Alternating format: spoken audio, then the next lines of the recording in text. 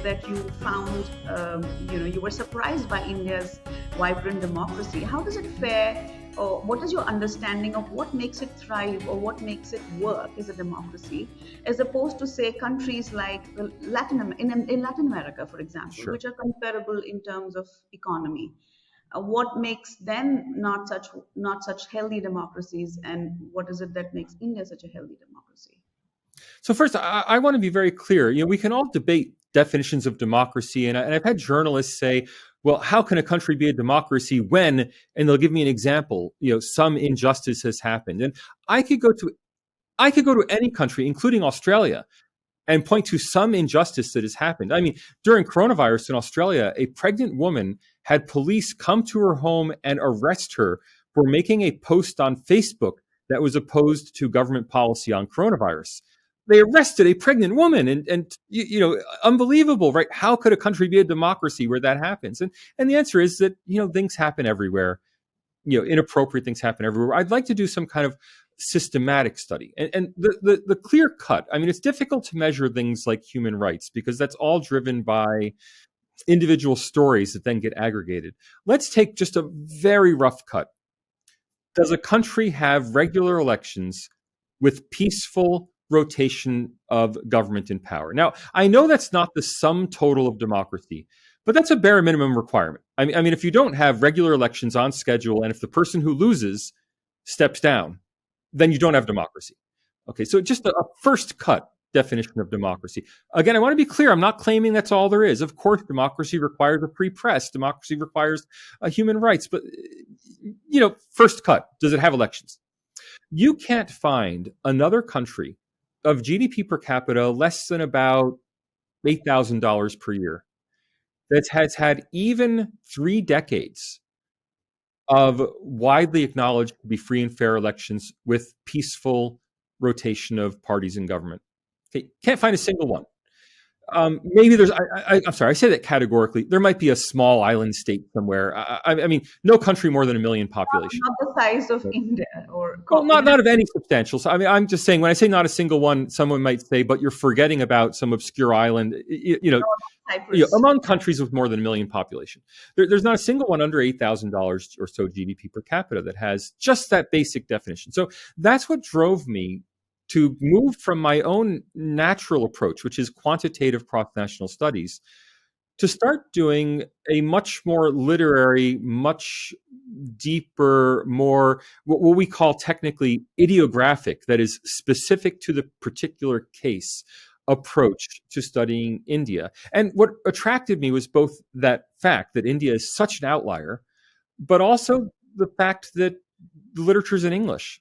I mean, of course, you can improve your knowledge of India if you speak Hindi, if you read Sanskrit, if you read regional languages. But in practice, the political discourse is conducted in English. Again, not the politics. Politics is local. But the discourse about democracy, if I want to find major books by major authors about democracy in India, 98% of them are in English. And so I have access to the literature. So for me, that was a real attraction. If I wanted to study China, I could study the Chinese economy. That's not a problem. But it's difficult for me to study the Chinese political system because I don't speak Chinese. And I would always defer to sinologists when it came to understanding the political system.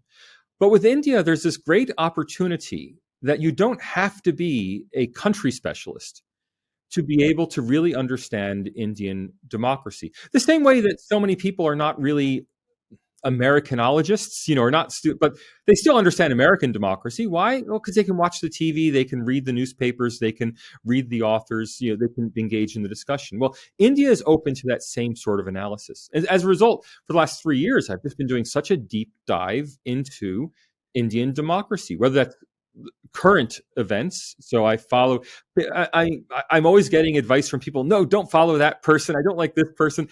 Look, I listen to everybody, but the people I found especially useful, current day commentators. Number one, first and foremost, absolutely, I do 6 days a week of Shekhar Gupta. Now, I know people have strong feelings about Shekhar Gupta. I do 5 days a week of Cut the Clutter and 1 day a week of National Interest. Every week, Karan Thapar. I know a lot of people have strong feelings about Karan Thapar, but I listen to him every week. Since I met him, I now every week listen to Rajdeep Sardesai. again, I know people have very strong feelings, but now, so when I see people, and I've seen a lot of accusations is the only word I can have for it on Twitter and the media, that I'm some kind of Hindu right winger. And I say, well, who am I learning about India from? I'm learning from Shekhar Gupta, Karan You're Safar, as now, anti-Hindu as they can get. and these are the prime. Now, I listen to others as well, and I listen to Citti Media, and there are also many other.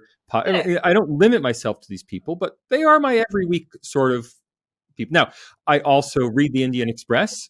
Yes. So again, if people want to say, oh, yes, I have a subscription to Swarajya, and I have subscriptions to other, but my primary everyday, I read it on the app, is Indian Express. My second one is India Today. Those are my two primary news sources. Again, not politicized news sources. Do you use these sources for news, or do you use these for opinions? News, opinion. I want to learn about what the debates are. And look, I don't think just because you read someone's opinion doesn't mean that you have to adopt that person's opinion. It's very useful to hear what people have to say. And I find these sources, certainly India Today, I find publishes a wide variety of opinion. And it's kept me up to date on what the big issues are in Indian politics. That said, my study of democracy goes back primarily to the 1930s. I've been reading through the independence literature. And what's really fantastic about the Indian independence literature is it's the only independence literature that is on the same scale and time frame as the American independence literature. So many people read the U.S. founding fathers because they thought deeply. They knew they were going to have a democracy, and they thought deeply, what will our democracy look like when we get independence from Britain? All throughout the Revolutionary War, people were writing about what we should have as a constitution in the United States. There was a huge, long-standing debate on it. And of course, we had a constitutional convention that went on for a long period, and there are records from the Constitutional Convention. India has all the same thing. On top of that, India's founding fathers mainly wrote books. So whereas U.S. founding fathers, for the most part, wrote short pamphlets, and they wrote those pamphlets anonymously. Look, not everybody. Thomas Jefferson wrote a book. John Adams wrote a book. Benjamin Franklin wrote a book. But most of these were anonymous pamphlets. If you want to read Alexander Hamilton's Thoughts on Democracy, you have to read pamphlets in the Federalist Papers that are attributed to Hamilton, but we don't really know that they were written by Hamilton. Well, in India, no. I mean, yes, they're the Indians' democracy activists or democracy leaders also wrote short pieces for newspapers, but every one of them, probably except Sardar Patel. I mean, Sardar Patel, I get the feeling, was not a literary man. Yeah, I think it was more of a ground. He was a doer, but everyone else wrote books. So I started with Hind Swaraj, but I read everyone I could reach. I read Savarkar. Of course, I read. Shared an article on him in your Twitter. Yeah, well, I've read a lot of Savarkar, and now I'm audiobooking Vikram Sampath's biography of Savarkar. But of course, I read Nehru's Discovery of India. I've read Ambedkar's book on partition. I'm now losing track of all the books on partition I've read from the times. Everyone, some of them were written anonymously, so there were some written by Muslim League activists, again about partition anonymously. I've read Jinnah's speeches. So much of that literature is so extensive that you just don't have to dig very far. It's not like you have to go into obscure archives. You can just get the book out of the library. I've become a big fan of Deen Dayal Upadhyaya. I'm going further, and forgive me, those of you, I know I'm pronouncing it incorrectly. This is my American pronunciation. But so his book on integral humanism is fantastic. I've read his speeches, his political speeches as well. So I've just enjoyed getting a primary source knowledge of Indian democracy. And it is really striking because in most other post-colonial societies, there's one major writer, father of the country figure who wrote, Mao's Little Red Book and such, and most of these books, whether it's Mao or Ho Chi Minh or even in Singapore, Lee Kuan Yew, they wrote books of aphorisms. They were not necessarily literary men. Most of India's democracy leaders were extraordinarily literate and literary. The books are not only fully present their viewpoints, but they're all a pleasure to read. Pleasure to read. That's right.